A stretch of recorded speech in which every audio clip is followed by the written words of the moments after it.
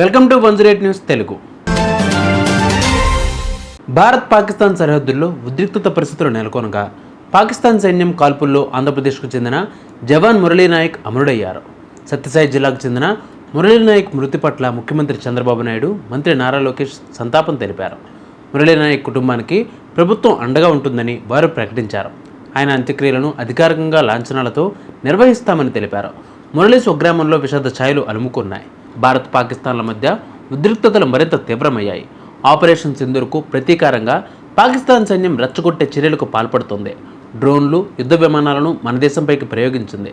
వీటిని మన సైనిక బలగాలు ఎక్కడికెక్కడ కూల్చేశాయి. ఈ క్రమంలో జమ్మూ కాశ్మీర్ సరిహద్దుల్లో పాకిస్తాన్ సైన్యం కాల్పుల్లో ఆంధ్రప్రదేశ్కు చెందిన జవాన్ మురళీనాయక్ అమరుడయ్యారు. మురళీనాయక్ది సత్యసాయి జిల్లా గోరంట్ల మండలం కల్లితండ. శనివారం ఆయన పార్థివ దేహం సొంత ఊరికి తీసుకురానున్నారు. మురళీనాయక్ మరణంతో తల్లిదండ్రులు శ్రీరామ్ నాయక్, జ్యోతిబాయిలు కన్నీరు మున్నీరుగా విలపిస్తున్నారు. మురళీనాయక్ సోమందేపల్లి మండలం నాగనాయకి చెరువు తాండాలో పుట్టి పెరిగారు. సోమందేపల్లిలోని విజ్ఞాన్ పాఠశాలలో చదివారు మురళీ మరణంతో కుటుంబంలో, సొంత ఊరిలో తీవ్ర విషాద ఛాయలు అలుముకున్నాయి. మురళీనాయక్ పాకిస్తాన్ జవానుల కాల్పుల్లో అమరుడయ్యారా, లేదంటే ఉగ్రవాదులతో పోరాడుతూ వీరమరణం పొందారా అనే విషయంలో స్పష్టత రావాల్సి ఉంది.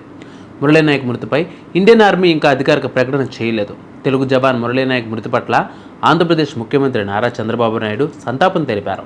దేశ రక్షణలో శ్రీ సత్యసాయి జిల్లా పెనుకొండ శాసనసభ నియోజకవర్గం గోరంట్ల మండలానికి చెందిన మురళీనాయక్ అనే సైనికుడు ప్రాణాలు కోల్పోవడం విషాదకరం.